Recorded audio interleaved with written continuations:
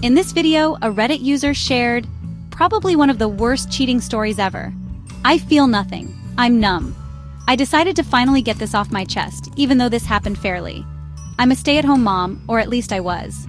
I had my first child with my partner, a beautiful baby boy, back in May of this year. The new addition to our little family included his daughter from a previous relationship, whom I took care of as my own and who refers to me as Mommy. I was so excited to have a family of my own. I've worked most of my life, including my entire pregnancy, so being a stay-at-home mom was very new to me. In the beginning, it was extremely challenging, but eventually I got the hang of it. My partner would handle the majority of the bills and expenses, while I'd take care of the kids, housework, dinner, and make his lunches for work. My partner worked overnight shifts, so on top of taking care of the children, I was in charge of waking him up for work, which wasn't an easy task at all.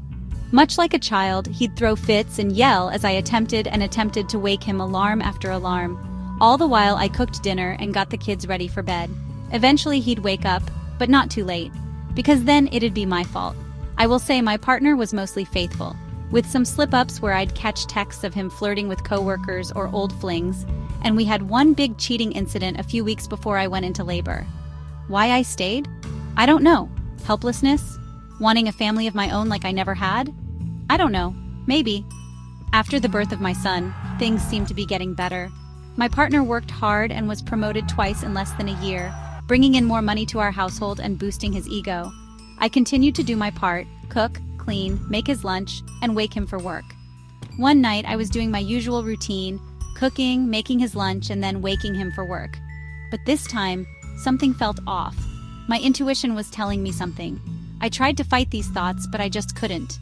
That night, after he left for work, I went for my usual run after I put the kids to bed, having my sister look after them. I'd run through our apartment complex and to a trail not too far. Shockingly, while on my run, I saw my partner's car parked in a different part of our complex, and my heart sunk into my chest. Why was he here? He said he was going to work. I checked my phone, and lo and behold, his location was turned off. Funny enough, we only shared locations as his idea to prove his loyalty to me. He came home earlier than usual the next day. I acted clueless.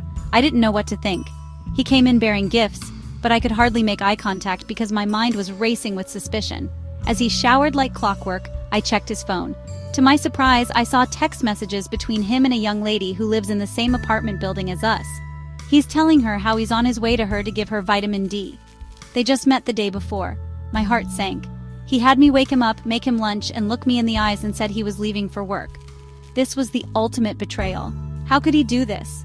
I heard the water stop, and I quickly jumped and put the phone back where I found it. This is where I went completely numb.